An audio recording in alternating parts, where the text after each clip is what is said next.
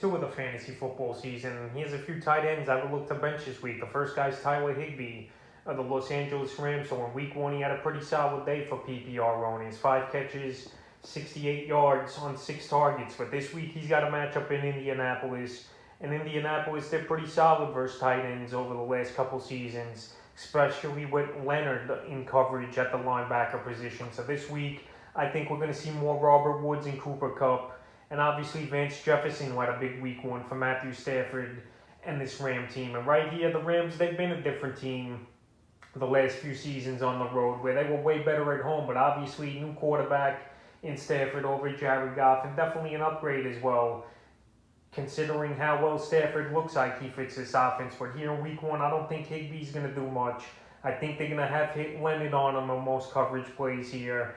And it's going to be tough sledding then, in my opinion, for Higby. And last season, he was very inconsistent. And once again, this year, I wasn't big on Higby coming into the year. I know he had a good week one with Stafford, but this week, I don't think he has a great game. And he's a tight end I would look to bench. The second tight end I would look to bench is Rorsten Hoover of the Cleveland Browns. So Rorsten Hoover, another guy I wasn't big on coming into the year. And week one, Njoku outplayed him big time at the tight end position. Hooper only 3 catches for 27 yards, where Njoku in week one had 3 catches for 76 yards. And this week, I know it's a good matchup for Rorsten Hooper and the Cleveland Browns versus the Houston Texans. But right here, Hooper, he just don't have it for me. Said to owners to drop him this week, and he's still owned in 50% of fantasy leagues, and I'm sure he's starting in more than half those 50% of fantasy leagues. So right now, he don't have the pop.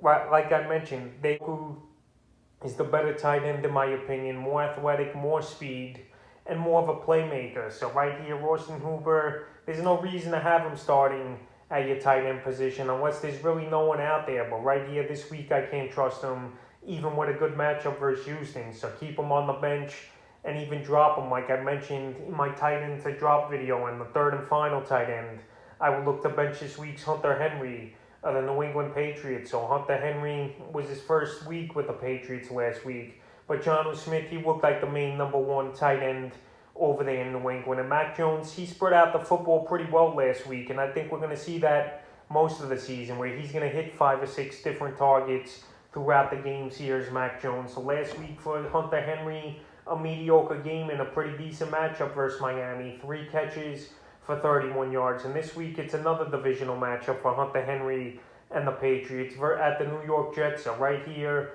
I can't count on Henry. Low target range.